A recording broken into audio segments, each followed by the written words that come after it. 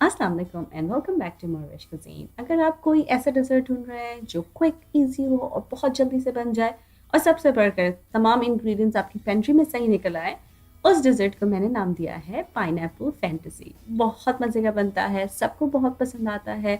तो आइए बगैर टाइम वेस्ट करे बनाते हैं अपना डेजर्ट। तो सबसे पहले इस रेसिपी में हमें ज़रूरत पड़ेगी हैवी व्हिपिंग क्रीम की। मैं स्टैंड मिक्सचर यूज़ कर रही हूँ, पर आप हैंड मिक्सचर और हाथ से भी कर सकते हैं और इतना करिए कि एक सॉफ्ट पीक्स बन जाए।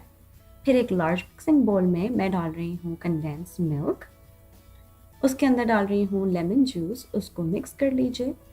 फिर उसके बाद इस रेसिपी में हमें ऐड करने हैं कुकीज़। इस रेसिपी में बेस्ट रहते हैं चॉकलेट चिप कुकीज़, मेरे पास नहीं थे तो आज मैंने यूज़ किए हैं ग्राम क्रैकर्स। आप कोई भी अपने फेवरेट कुकीज़ इसके अंदर डाल सकते हैं।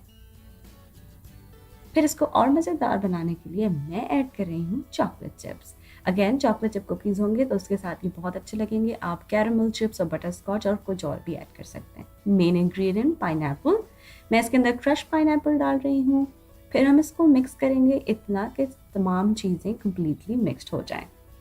इसको साइड में रखिए और अपनी व्हिपिंग क्रीम को लेकर आइए। ये बड़ा बोल है तो मैं इसके अंदर जो भी मैंने तमाम इंग्रेडिएंट्स मिक्स की हैं वो डाल दूंगी और बहुत लाइट हैंड से मैं फोल्ड करूँगी। इसका मतलब है कि नीचे से लाके और ऊपर में डालूँगी जब तक कंप्लीटली चीज़ें मिक्स हो जाएँ।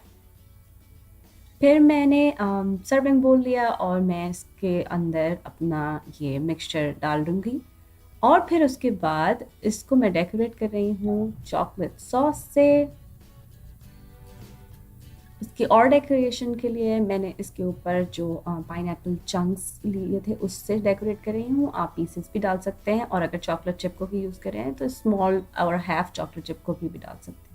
फिर और डेकोरेशन के लिए थोड़े से चॉकलेट चिप्स और आपका मज़ेदार पाइनएप्पल फैंटेसी तैयार है। जैसे कि मैंने कहा कि बहुत क्विक और ईजी है, आप देख सकते हैं कि बहुत जल्दी बन गया। तमाम लोगों को पसंद आता है, हर एज के लोग इसको एंजॉय करते हैं। इसको फ्रिज में रखिए और चिल सर्व कीजिए।